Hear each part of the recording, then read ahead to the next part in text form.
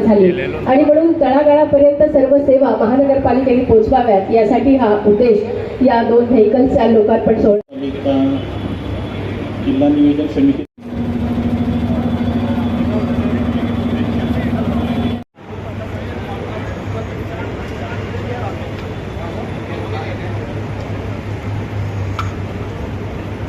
आजच्या या जिल्हा नियोजन आणि जबाबदारी फक्त महानगरपालिका क्षेत्रपोटी नाही आहे, तर जिल्ह्यामध्ये कुठं जरी आग लागली तर महानगरपालिकेची अग्निशमन यंत्रणा त्या ठिकाणी जाऊन काम करत असते. निश्चितच याचा फायदा लोकांचा जीव वाचवण्यासाठी येणाऱ्या काळामध्ये होणार आहे. त्याच्यामुळं खऱ्या अर्थानं आजच्या या कार्यक्रमाला अतिशय महत्त्व प्राप्त झालेलं आहे आणि अशा पद्धतीने खऱ्या अर्थानं अत्याधुनिक यंत्रणांनी सुदेश आपली महानगरपालिका होती. माननीय उपमहापौर श्री राजेंद्रजी जंजाळ, संजयजी कोंबडे, शहर अभियंता, सरांना विनंती आहे आपण हा सन्मान करायचा आहे. उपमहापौर राजेंद्रजी जंजाळ, कोंबडे सर, शहर अभियंता, तसंच सभापती माननीय श्री अनिलजी मकरिये, अंकुशजी पांढरे यांना मी विनंती करीन आपण हा सन्मान करावा. माननीय अनिलजी मकरिये, विरोधी पक्षनेता अब्दुल समीर साजिद, अमोल कुलकर्णी, कार्यकारी अभियंता यांना ही विनंती आहे आपण हा सन्मान या ठिकाणी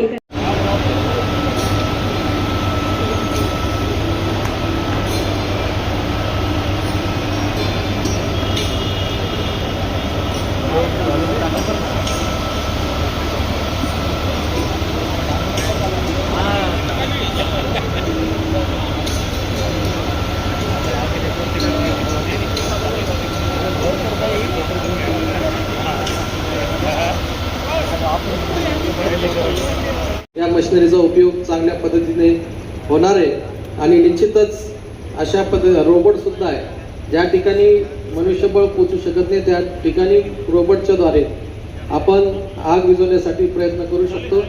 फक्त आयुक्त साहेब एक विनंती यामध्ये, मागच्या वेळेस एक छावणी परिसरात आग लागल्यानंतर तिथं पाणी करायला गेलो होतो आणि अग्निशमनच्या आपल्या ड्रायव्हरला विचारलं की गाडी तिथपर्यंत पोहोचायला उशीर का झाला, तर त्याचं म्हणणं असं आहे की आपल्या गाडीनं लॉक केलेलं आहे, स्पीड लॉक केलेलं आहे कंपनीने. तर अग्निशमनच्या गाडीला स्पीड लॉक असू नये जेणेकरून वेगाने ते ज्या ठिकाणी आग लागली त्या ठिकाणी पोहोचू शकेल. आणि या गाड्यामध्ये जर एखाद्या परिसरात मोठी आग लागली आणि अग्निशमनचं गाडी पोहोचल्यानंतर त्याच्यातलं पाणी जर संपलं तर नवीन टँकर येऊन त्याच्यात पाणी भरण्याची जी प्रक्रिया आहे त्याला फार वेळ जातो. त्याच्यामुळं एखादी यंत्रणा अशी सुद्धा केली पाहिजे की बाहेरच्या टँकरने जर पाणी आणलं तर ते जलद गतीने त्या अग्निशमनच्या गाडीमध्ये भरलं जाईल आणि निश्चितच त्यामुळं दिलासा या ठिकाणी अग्निशमन कर्मचाऱ्याला मिळणार आहे. मी परत एकदा पालकमंत्र्यांचं मनापासून आभार व्यक्त करतो आणि थांबतो. धन्यवाद. जय हिंद, जय महाराष्ट्र.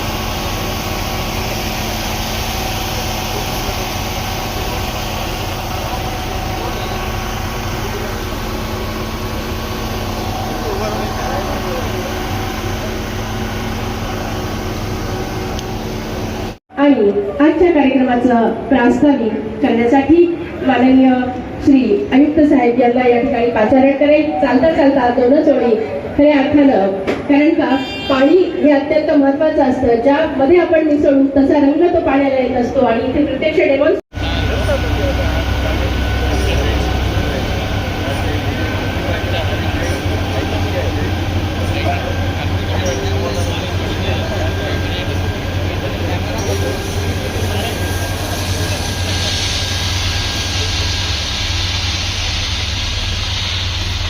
बघा, प्रत्यक्ष पाणी मारताना या ठिकाणी आपल्याला दिसत आहे किती उंचपर्यंत हे पाणी जात आहे.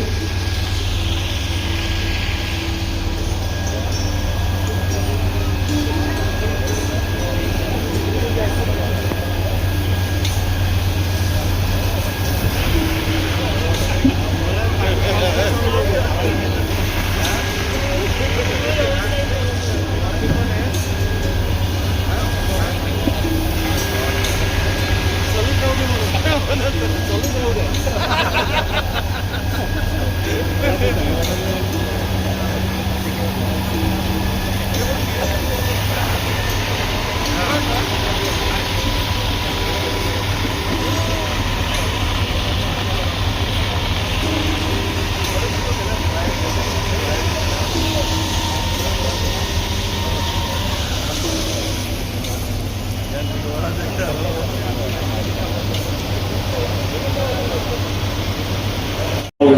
14,000 लिटर चिंतेचा पावडर आणि एक रोबोट याच्या लोकार्पण सोहळ्याला व्यासपीठावरती उपस्थित माननीय पालकमंत्री महोदय, माननीय महापौर महोदय, माननीय उपमहापौर महोदय, माननीय सभापती महोदय, माननीय विरोधी पक्षनेता, उपस्थित सर्व सन्माननीय सभापती, सर्व नगरसेवक, उपस्थित सर्व लोकप्रतिनिधी, सर्वांच्या कार्यक्रमाला मी स्वागत करतो. आणि सर्वप्रथम माननीय पालकमंत्री महोदयांचा आभार व्यक्त करतो महानगरपालिकेच्या वतीने की एवढी चांगली मोठी मशिनरी आपल्या छत्रपती संभाजीनगर महापालिकेला उपलब्ध करून दिली.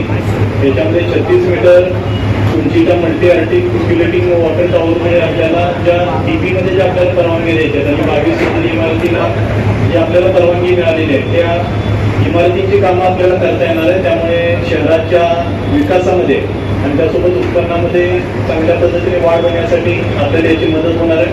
त्यासोबतच 14,000 लिटर क्षमतेचा वॉटर पावडर जो दिलेला आहे आणि रोबोट जो दिलेला आहे त्यामुळे आमच्या अग्निशमन दलाला एक स्ट्रेंथ त्यामुळे प्राप्त होणार आहे.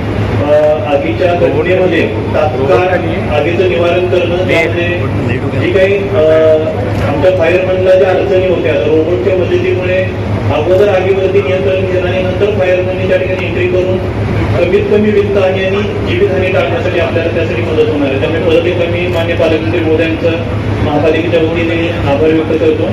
आणि एक चांगल्या पद्धतीचे निधी आपण महापालिकेला उपलब्ध करून दिला आणि माझा हा आता दुसराच आठवडा आहे. जेवढा मोठ्या प्रमाणात निधी आपण आम्हाला उपलब्ध करून दिलेला आहे अशा पद्धतीचं सहकार्य आपण महापालिकेला आपण करावं आणि महापालिकेच्या माध्यमातून जो काही आपल्याकडून निधी दिला जाईल, जे काही आपल्याकडून मार्गदर्शन केलं जाईल त्यातून चांगल्यात चांगलं काम महापालिकेकडून करण्याचा प्रयत्न केला जाईल. कालच आपलं पाणी पुरवठा योजनेचं पाणी आहे ते WTP पर्यंत पोहोचलेलं आहे आणि आता अग्निशमन वाहन सुद्धा महापालिकेला मिळालेलं आहे. म्हणजे चांगल्या पद्धतीची एक विकासाची सुरुवात आपली महानगरपालिकेची जी सुरू आहे ती चांगल्या टप्प्यावरती आहे. तर महापालिकेच्या प्रशासकीय प्रमुख म्हणून ही विकासाची कौडदौड आपल्या मार्गदर्शनाखाली माननीय महापौर महोदय, उपमहापौर महोदय, सर्व आमचे लोकप्रतिनिधी यांच्या सहकार्याने मार्गदर्शनाखाली अशीच पुढे चालू ठेवण्याचं मी आपल्याला आश्वासित करतो आणि परत एकदा आपला आभार व्यक्त करून सर्व लोकप्रतिनिधींचा आभार व्यक्त करून इथे सांगतो. धन्यवाद. मशिनरीच्या लोकार्पण सोहळ्याच्या या कार्यक्रमासाठी उपस्थित असलेले माननीय पालकमंत्री संजयजी शिरसाट साहेब, मनपाचे उपमहापौर माननीय राजेंद्रजी जंजाळ, स्थायी समिती सभापती अनिलजी मकरिये, आयुक्त माननीय अमोलजी येडगे, विरोधी पक्षनेता समीरजी साजेद आणि इथे जमलेले सर्व नगरसेवक भगिनींनो आणि बंधूंनो, कर्मचारी भगिनी आणि बंधूंनो, नवीन DP प्लॅन 20 वर्षानंतर आल्यानंतर 1991चा DP जो 20 वर्ष रखडला होता तो DP आणि जुन्या गावाचा 72चा जो 2002 ला झालेला DP होता, ह्या दोन्ही एकत्रित DP जेव्हा मंजूर होऊन आला तेव्हाही या शहरातल्या नागरिकांना असं वाटत होतं की नवीन UDCPR आल्यानंतर हाय रायझिंग बिल्डिंग होती आणि मग जर त्या हाय रायझिंग बिल्डिंगला आग लागली तर त्याची विझवायची पूर्ण अग्निशामक विभागाकडे किंवा मनपाकडे काय व्यवस्था आहे. तर मी पालकमंत्री महोदयाचं अभिनंदन करतो की जवळपास 16 कोटी रुपये जिल्हा नियोजन समितीकडून देऊन आपण हा निधी दिला आणि निधी सोबतच आज प्रात्यक्षिक करताना जोरदार टाळ्या होते एकदा. आणि प्रात्यक्षिक करताना हे पण चांगलं झालं की आज मनपाचं कंपाऊंड पण धुवून निघालं पूर्ण. त्याच्यामुळं मी त्यांचं खूप मनापासून अभिनंदन करतो. आता हाय रायझिंग बिल्ड तुम्ही इथं आले मनपाच्या मुख्यालयात, पालकमंत्री साहेब तुम्ही इथं आले तर त्याच्यामुळे आता तुम्हाला असं सोडता येणार नाही आम्हाला. तर जसं तुम्ही आता हाय रायझिंगची काळजी घेतली तशी आपण मंजूर केलेल्या गुंठेवारी भागात ह्या मोठ्या गाड्या काही जाऊ शकत नाहीयेत.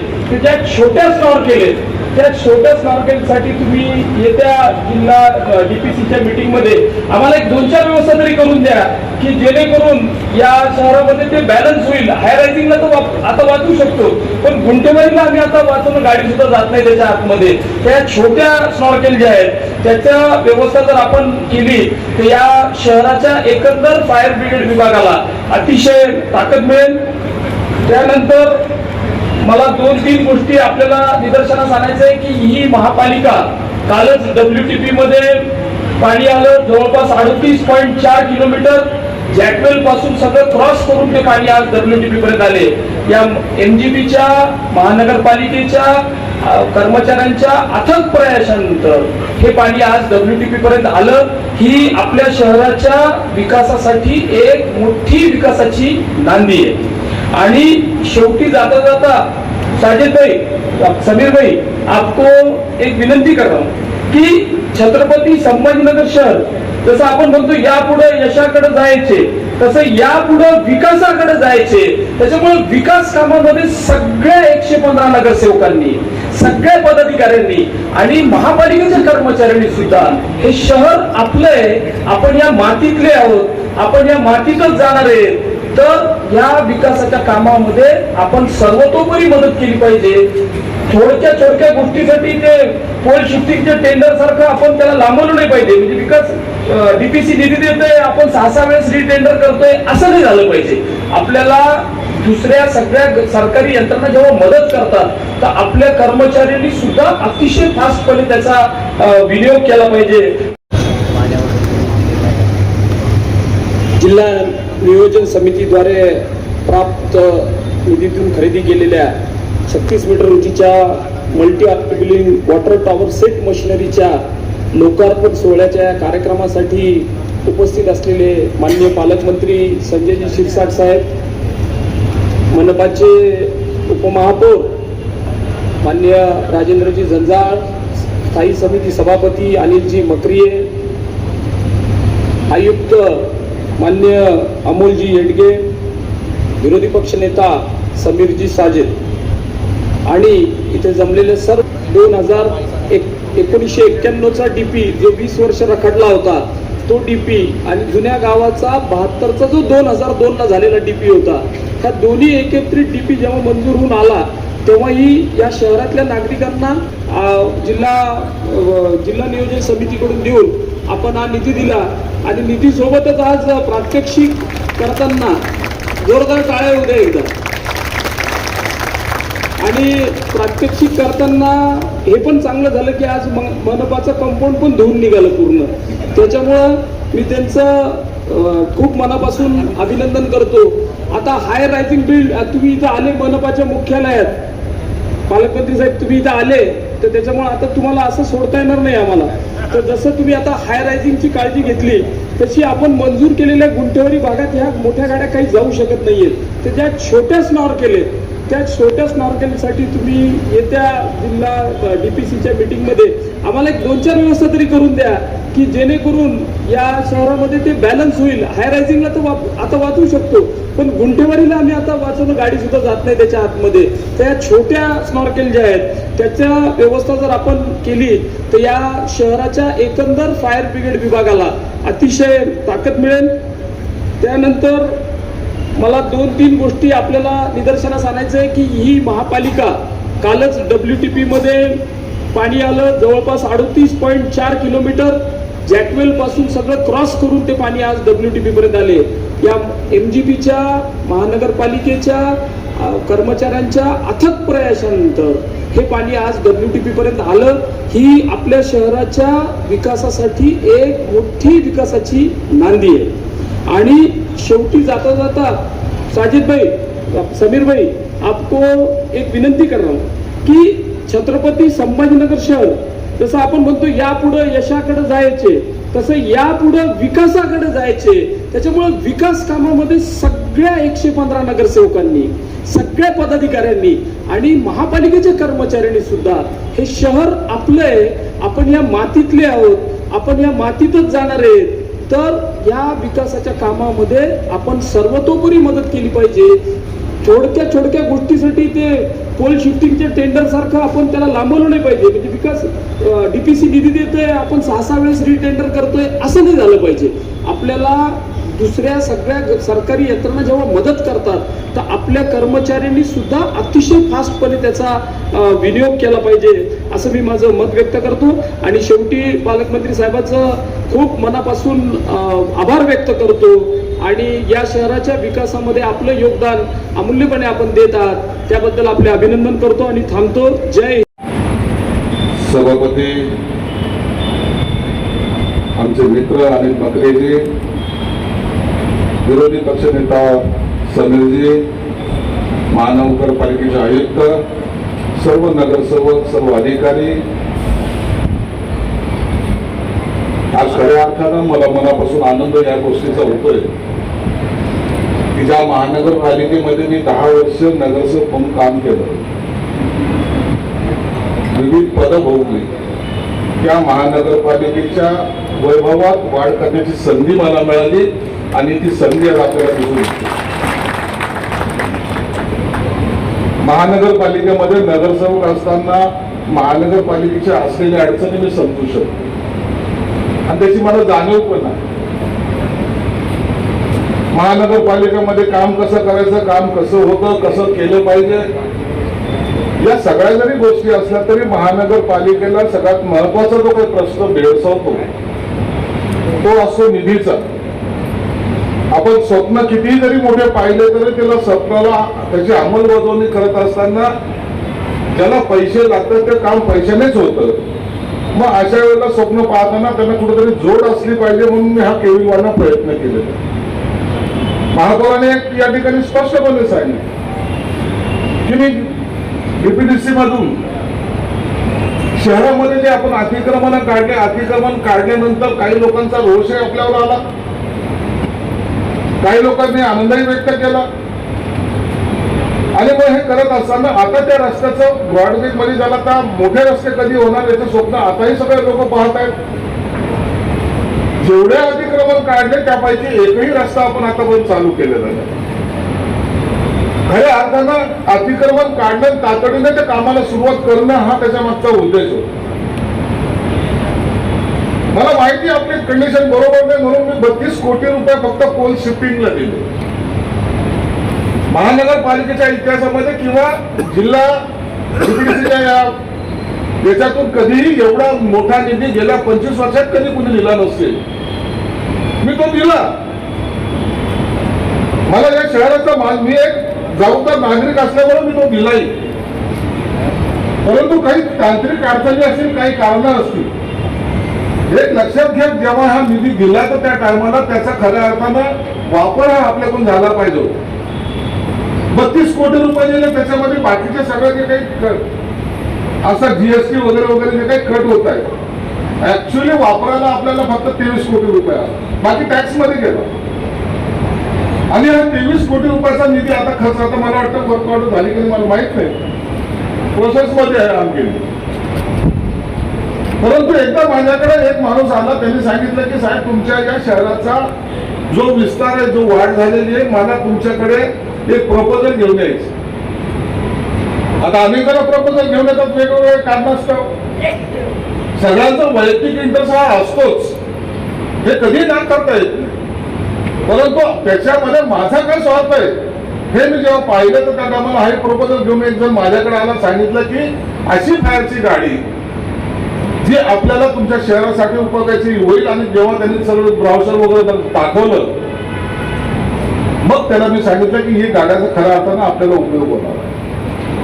तेव्हा त्याला किती कमिशन करायला हा भाग वेगळा असेल, परंतु हे माझ्या शहराच्या वैभवामध्ये वाढ झालेली आहे. आता ही फायरची गाडी ज्या रस्त्याने जाईल त्या रस्त्यावर एक महानगरपालिका ठामपणे सांगू शकते की होय, कुणाला आग लावण्याची सवय असते तर कुणाला आग बुझवण्याची सवय आहे. त्या सवयीमध्ये महानगरपालिका अग्रेसर आहे. आम्ही आग बुझवणाऱ्यामध्ये आहोत हे आता महानगरपालिकेतर्फे ठासून सगळ्याला सांगता येईल. आणि सगळ्यांचे हे गाडीचा खरा वापर आणखी आपण टेक्निकली पाहिलेला नाहीये. गुंठेवारीचा जरी प्रभाग असला तरी आपण 50-100 मीटर दूर ही गाडी ठेवू शकतो. एवढी त्याची कॅपॅसिटी 100 मीटरच्या अंतरावर सुद्धा ठेवून तिथून आपण त्याचं पाण्याने आग विझू शकतो, एवढी याची कॅपॅसिटी. परंतु तरी गुंठेवारीमध्ये सुद्धा काही ठिकाणचे रस्ते हे आताही मोठे झाले पाहिजेत. आम्हाला तुम्हाला आणखीन मी एकच सांगेन, या महानगरपालिकेच्या याच्यामध्ये कोणती गोष्टीची उणीव राहू नये हा प्रयत्न आपला आहे. मागच्या आयुक्तांनी सुद्धा अगदी 17 हेक्टर जमीन मागितलेली, प्राणी संग्रहालयाच्या बाजूला आणखी 17 हेक्टर जमीन शासनाकडे मागितली. आम्ही त्याचा पाठपुरावा करतोय.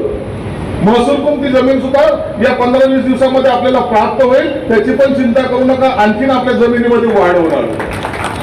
दुसरं महत्वाचं आयुक्त साहेबांना सांगेल की तुम्ही आल्यानंतर आता एक काम आहे की महाराष्ट्र सरकारने महसूल विभागाने एक निर्णय घेतलेला. निर्णय आम्ही घेत असतो, परंतु त्या निर्णयाची अंमलबजावणी पर्टिक्युलर जिल्ह्यातील पर्टिक्युलर अधिकारी करताना मी पाहिजे. आता आपल्याकडे असलेलं गावठाण जे आहे, या महानगरपालिका क्षेत्रातले जेवढे गावठाण असतील, आता त्याची माहिती तुम्हाला मिळते.